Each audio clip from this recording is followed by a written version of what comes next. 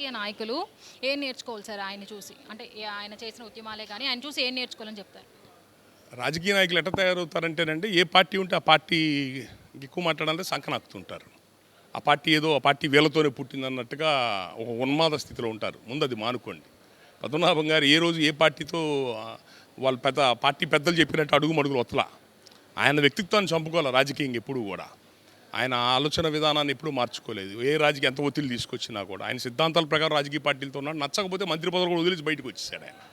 రాజకీయ పార్టీలతో అట్లా పని చేయండి అంతే తప్ప అధినాయకుడు ఏది చెప్తే ఎవరు ఏది చెప్తే అలా నోడ్చుకోపడి ఉండాలా అలా వద్దు. మీ నైతిక విలువలు పాటిస్తూ మన యొక్క అభిమానాన్ని చంపుకోకుండా సమాజానికి సేవ చేయాలా. అట్లాగే ఇన్ని సంవత్సరాల రాజకీయ జీవితంలో ఒక రూపాయి అవినీతి మచ్చలేని వ్యక్తి సమాజంలో ఎవరూ లేరు. లక్షల వేల కోట్ల రకమైన అవినీతితో ఉంటున్నారు జనం. ఆయన దగ్గర నుంచి నేర్చుకోవాల్సింది ఏంటంటే అవినీతి ఎటువంటి మచ్చ లేకుండా తన ఆస్తులే పాడు చేసుకుని సమాజం పనిచేసిన మనిషి. అలాంటి వాళ్ళని మనం ఆదర్శంగా తీసుకొని సమాజ సేవలో మనందరం ముందుకెళ్ళాలని కోరుకుంటాం. Thank you.